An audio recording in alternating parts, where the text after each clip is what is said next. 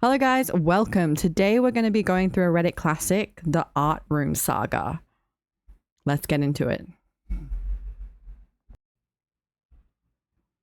AITA for starting a house project without discussing it with my wife. My wife Amy and I, both 27, have a spare room in our home. We've gone back and forth since we moved in 2+ years ago about what we wanted to do with it, but we never took the initiative to actually implement any of these plans. We already have a sufficient number of guest rooms and an office, so the room just sits there, unutilized. I'm not that worried about it, but my wife brings it up every now and then. These mentions are just of the unused room itself, not anything concrete she actually wants to use it for. I made a new friend, Ben, 30 male, about 8 months ago, and it was very much one of those we connected from the first time we spoke to each other situations. I've actually never had that many close male friends, so this connection is especially important to me. The conversation flowed so easily, we had loads in common. I didn't think such a huge amount of genuine love and respect for a person could be developed in less than a year, but it's been very cool to experience that and get to know him. One of the things we bonded over was a similar love for art and music. Ben is way more talented than I am when it comes to painting, but it's something we both enjoy. His birthday is coming up soon, and I thought on top of what else I was getting him, I could turn the spare room into something similar to an art studio for us both to use. I already ordered a few things for it and was getting ready to jump into painting the walls when my wife came in and demanded to know what I was doing. I explained that I was finally fixing up the spare room. She said it was unacceptable I had done this without confirming with her that it was okay, but I didn't think I would need to since it's been 2 years and the room has basically never been touched. AITA? Now we've got one top comment that basically sums up what everyone was saying. Comment is by Claire Clary, YTA, and this is not just about fixing up a room. This is about you're allowing your friend part ownership and control over a place in your house you share with your wife. What are you going to do? Give him a key? Now let's get into the update. First off, I'd like to thank everyone who is compassionate towards me in the comments. Ben and I sat down and talked on Tuesday night about everything. It was overwhelming to say the least. He was gentle and sweet as always and allowed me the time and space to say everything I needed to. That night was one of the most beautiful of my life. Acceptance, love, and trust are so powerful. Life-changing. Amy and I had a conversation about the spare room last night. I'd been putting it off since my post a few days ago and was hoping to wait until the weekend to talk about it all, but she insisted. I did as a lot of comments suggested and used the renovation as a lead-in to talk about the other things going on.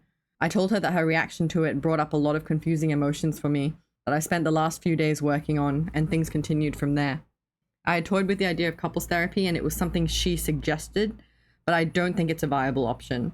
I love her, but I've come to realize that I was never in love with her like I once thought. And after getting to really and truly experience that, it wouldn't be fair to either of us if we tried to force something that I'm not capable of giving to her.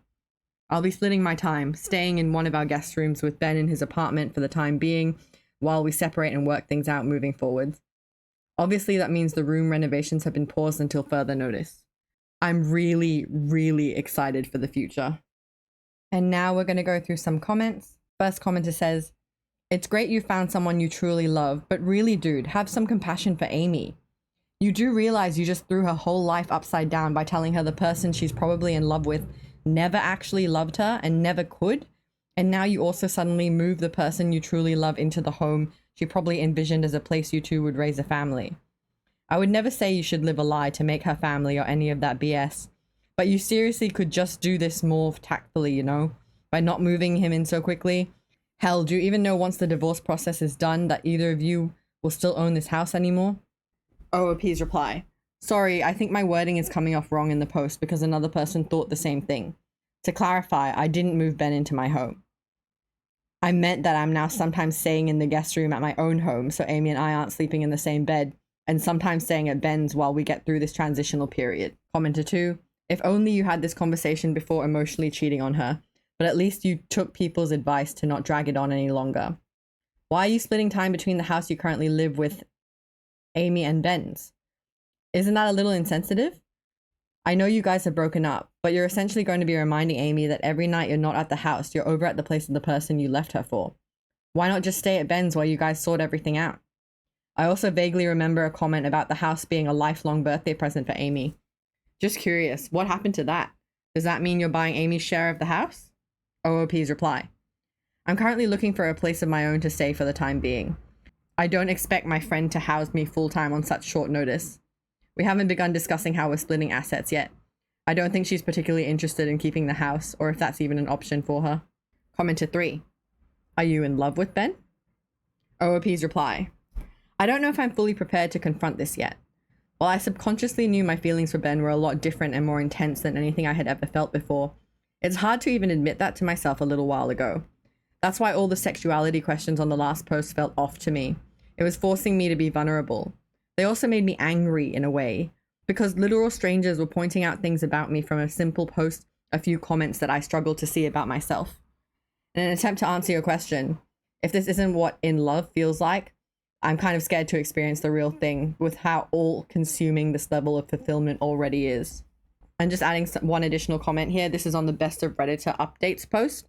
I'd like to add some of the OOP's comments, especially when he mentions he bought Ben a $3,400 pair of Gucci shoes for his birthday, while his wife got a $230 Kate Spade bag for hers. All right, and that about sums us up today. I hope you enjoyed the tale of the art room.